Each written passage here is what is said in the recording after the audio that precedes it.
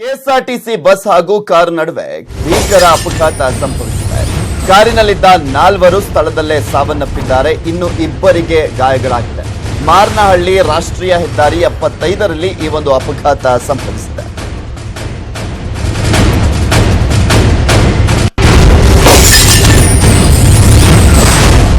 ಹಾಸನ ಜಿಲ್ಲೆ ಸಕಲೇಶಪುರ ತಾಲೂಕಿನ ಮಾರ್ನಹಳ್ಳಿ ಬಳಿ ಅಪಘಾತ ಸಂಭವಿಸಿರುವಂತದ್ದು. ಬೆಂಗಳೂರಿನ ಯಶವಂತಪುರದ ನಿವಾಸಿಗಳು ಸಾವನ್ನಪ್ಪಿದ್ದಾರೆ. ಮಗು ಸೇರಿ ಒಂದೇ ಕುಟುಂಬದ 4 ಸಾವನ್ನಪ್ಪಿರುವಂತಹ ಘಟನೆ ನಡೆದಿದೆ ಹಾಸನದಲ್ಲಿ. ಈ ಒಂದು ಘಟನೆ ಹಾಸನ ಜಿಲ್ಲೆ ಸಕಲೇಶಪುರ ತಾಲೂಕಿನ ಮಾರ್ನಹಳ್ಳಿ ಈ ಒಂದು ಗ್ರಾಮದ ಬಳಿ ನಡೆದಿದೆ. ನೀವು ಕೂಡ ನೋಡ್ತಾ ಇದ್ದೀರಾ ದೃಶ್ಯಗಳಲ್ಲಿ ಯಾವ ರೀತಿಯಾಗಿ ಭೀಕರ ಅಪಘಾತ ಸಂಭವಿಸಿದೆ ಅಂತ. ಕೆಎಸ್ಆರ್ಟಿಸಿ ಬಸ್ಗೆ ಅದು ಸ್ವಿಫ್ಟ್ ಡಿಸೈರ್ ಕಾರು ಸೀದಾ ಹೋಗಿ ಗುದ್ದಿರುವಂತದ್ದು. ಈ ಒಂದು ಸಂದರ್ಭದಲ್ಲಿ ಸ್ಥಳದಲ್ಲೇ 4 ಸಾವನ್ನಪ್ಪಿದ್ರೆ, ಇನ್ನು 2 ಗಾಯಗಳಾಗಿದೆ. ಅವರನ್ನ ಆಸ್ಪತ್ರೆಗೆ ದಾಖಲು ಮಾಡಲಾಗಿದೆ. ಒಂದು ಚಿಕ್ಕ ಮಗು ಸೇರಿದಂತೆ ಒಟ್ಟು 4 ಸಾವನ್ನಪ್ಪಿದ್ದಾರೆ. ಒಂದೇ ಕುಟುಂಬದ 4 ಸಾವನ್ನಪ್ಪಿರುವಂತಹ ಘಟನೆ ಹಾಸನದಲ್ಲಿ ನಡೆದಿರುವಂತದ್ದು. ಮಾರ್ನಹಳ್ಳಿ ಸಮೀಪ ರಾಷ್ಟ್ರೀಯ ಹೆದ್ದಾರಿ 75ರಲ್ಲಿ ನೀವು ಕೂಡ ನೋಡ್ತಾ ಇದ್ದೀರಾ ದೃಶ್ಯಗಳಲ್ಲಿ. ಆ ಕೆಎಸ್ಆರ್ಟಿಸಿ ಬಸ್ಗೆ ಯಾವ ರೀತಿಯಾಗಿ ಬಸ್ಸು ಮತ್ತು ಆ ಕಾರಿನ ನಡುವೆ ಅಪಘಾತ ಸಂಭವಿಸಿದೆ ಅಂತ. ಆ ಮುಂದಿನ ಭಾಗಕ್ಕೆ ಅಂದ್ರೆ ಕೆಎಸ್ಆರ್ಟಿಸಿ ಫ್ರಂಟ್ ಫೇಸ್ಗೆ ಯಾವ ರೀತಿಯಾಗಿ ಆ ಸ್ವಿಫ್ಟ್ ಡಿಸೈರ್ ಕಾರು ಗುದ್ದಿದೆ ಅನ್ನೋದನ್ನ ಈ ಭೀಕರ ಅಪಘಾತಕ್ಕೆ 4 ಸಾವನ್ನಪ್ಪಿದ್ದಾರೆ.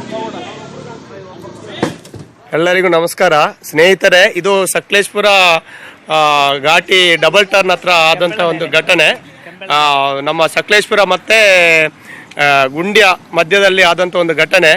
ಇಲ್ಲಿ ವಿಷಯ ಏನೆಂದರೆ 7 ಗಂಟೆಗೆ ಬಸ್ ಮತ್ತು ಈ ಕಾರು ಆಕ್ಸಿಡೆಂಟ್ ಆಗಿದೆ. ಕಾರಲ್ಲಿ ಸುಮಾರು 6 ಜನ ಇದ್ರು. 6 ಜನ ಇದ್ದಾಗ 4 ಜನ ಆಗ್ಲೇ ತೀರ್ಕೊಂಡಿದ್ದಾರೆ. ಇನ್ನು ಇಬ್ಬರು ಜೀವದಿಂದ ಇದ್ರು. ಆದರೆ ಅವರಿಗೆ ಯಾವುದೇ ರೀತಿ ಒಂದು ಆಂಬ್ಯುಲೆನ್ಸ್ ವ್ಯವಸ್ಥೆ ಮಾಡೋಕ್ಕೆ ಇಲ್ಲಿ ಇರುವವರು ಪರದಾಡಿದ್ದಾರೆ. ಯಾಕಂದರೆ ಒಂದೇ ಒಂದು ನೆಟ್ವರ್ಕ್, ಯಾವ ಫೋನಿದು ಒಂದು ನೆಟ್ವರ್ಕ್ ಇಲ್ಲ. ನಮ್ಮ ಸರ್ಕಾರಗಳು ಬರೀ ಸಾಲ ಮನ್ನಾ ಅಂತೇಳಿ ಮಾಡ್ತಾ ಇರೋದೇ ಹೊರತು ಇಂಥ ಜಾಗದಲ್ಲಿ ಒಂದು ಟವರ್ ಇನ್ನು ಈ ಕುರಿತಂತೆ ಹೆಚ್ಚಿನ ಡೀಟೇಲ್ಸ್ ಅನ್ನ ನೀಡ್ತಾರೆ ನಮ್ಮ ಪ್ರತಿನಿಧಿ ಅಶೋಕ್. ದೂರವಾಣಿ ಸಂಪರ್ಕದಲ್ಲಿದ್ದಾರೆ. ಎಸ್ ಅಶೋಕ್, ಹೇಗಾಯ್ತು ಈ ಘಟನೆ? ಇನ್ನ ಉಳಿದಂತ 2 ಸ್ಥಿತಿ ಹೇಗಿದೆ? ಯಾರ್ದು ತಪ್ಪಿದ್ರಲ್ಲಿ? ಪೃಥ್ವಿರಾಜ್ ಏನಂದ್ರೆ ಈಗ ಬೆಳಗಿನ ಜಾವ ಈ ಘಟನೆ ನಡೆದಿರುವಂತಹದ್ದು. ಬೆಂಗಳೂರಿನಿಂದ ಧರ್ಮಸ್ಥಳಕ್ಕೆ ತೆರಳುತ್ತಿದ್ರು ಈ ಕುಟುಂಬದವರು ಅನ್ನುವಂತ ಮಾಹಿತಿ ಸದ್ಯಕ್ಕೆ ಲಭ್ಯವಾಗ್ತಾ ಇರುವಂತಹದ್ದು. ಏನು ಧರ್ಮಸ್ಥಳದಿಂದ ಬಂದಂತಹ ಬಸ್ ನಡುವೆ ಮುಖಾಮುಖಿ ಡಿಕ್ಕಿ ಹೊಡೆದಿದೆ. ಪ್ರಮುಖವಾಗಿ ಏನ್ ಕಾರಣ ಅಂದ್ರೆ ಬೆಳಗಿನ ಜಾವ ಆದ್ರಿಂದ ಹೆಚ್ಚಾಗಿ ಮಂಜು ಆವರಿಸಿರುತ್ತೆ ಈ ಭಾಗದಲ್ಲಿ. ಇದು ಶಿರಾಡಿ ಘಾಟ್ ಸಮೀಪ ಇರುವಂತಹ ಮಾರ್ನಹಳ್ಳಿ. ಇಲ್ಲಿ ಏನು ಈ ಕುಟುಂಬದವರು ಧರ್ಮಸ್ಥಳಕ್ಕೆ ತೆರಳಿರುವಂತಹ ಸಂದರ್ಭದಲ್ಲಿ ಈ ಘಟನೆ ನಡೆದಿರುವಂತಹದ್ದು. ಇಬ್ಬರಿಗೆ ಗಾಯಗಳಾಗಿದ್ದು ಅವರನ್ನ ಏನು ಸಕಲೇಶಪುರ ತಾಲೂಕು ಆಸ್ಪತ್ರೆಗೆ ದಾಖಲಿಸಲಾಗಿದೆ.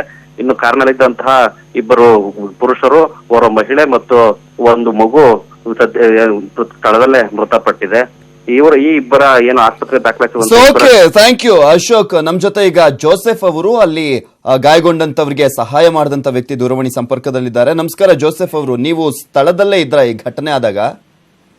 ಘಟನೆ ಆದಾಗ ಇರ್ಲಿಲ್ಲ, ನಾವು ಹಿಂದ್ಗಡೆಯಿಂದ ಬರ್ತಾ ಇದೀವಿ.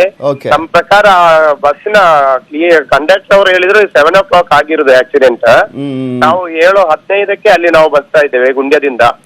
ಹಾಗೆ ಬರುವಾಗ ಆಕ್ಸಿಡೆಂಟ್ ಆಗಿ ಅವರು ಜಸ್ಟ್ ಡೆಡ್ ಬಾಡಿಯನ್ನು ಯಾರೆಲ್ಲ ತೀರೋಗಿದ್ದಾರೆ ಅವರನ್ನು ಹೊರಗೆ ಹಾಕಿ ಮತ್ತೆ ಇನ್ನು ಎಲ್ಲರನ್ನು ಹೊರಗೆ ಹಾಕಿದ್ರು. ಮತ್ ನಾವು ಬರ್ಬೇಕಾದ್ರೆ ಅಲ್ಲಿ ಏನ್ ಮಾಡ್ಬೇಕಂತ ಒಂದು ಇದು ಹಾಕ್ತಾ ಇರ್ಲಿಲ್ಲ. ಯಾಕಂದ್ರೆ ಅಲ್ಲಿ ಯಾರ್ದು ಮೊಬೈಲ್ಗೆ ಒಂದು ನೆಟ್ವರ್ಕ್ ಸಿಗ್ತಾ ಇರ್ಲಿಲ್ಲ. ಒಂದು ಕಾಲ್ ಮಾಡಿ ಆಂಬ್ಯುಲೆನ್ಸ್ ಕರೆಯೋದಾಗ್ಲಿ, ಯಾರಿಗೆ ಒಂದು ಏನು ಇದ್ ಮಾಡೋಕ್ಕಾಗ್ಲಿ, ಇಬ್ಬರೇ ಜೀವದಿಂದ ಇದ್ರು. ಅವ್ರನ್ನ ಏನಾದ್ರು ಮಾಡಿ ಒಂದು ಜೀವ ಉಳಿಸ್ಬೇಕನ್ನುವಂತ ಒಂದು ಇದ್ರಲ್ಲಿ ನಾವು ಸ್ವಲ್ಪ ಒದ್ದಾಡ್ತಾ ಇದ್ದೆವು. ಯಾವ ಮೊಬೈಲ್ ಸಿಗ್ಲಿಲ್ಲ. ಮತ್ತೆ ಯಾರೋ ಒಂದು ಬೈಕ್ ಅನ್ನು ಕಳ್ಸಿಬಿಟ್ಟು ಸಕಲೇಶಪುರದಿಂದ ಆಂಬ್ಯುಲೆನ್ಸ್ ಅನ್ನು ಕಳ್ಸಿದ್ದೇವೆ.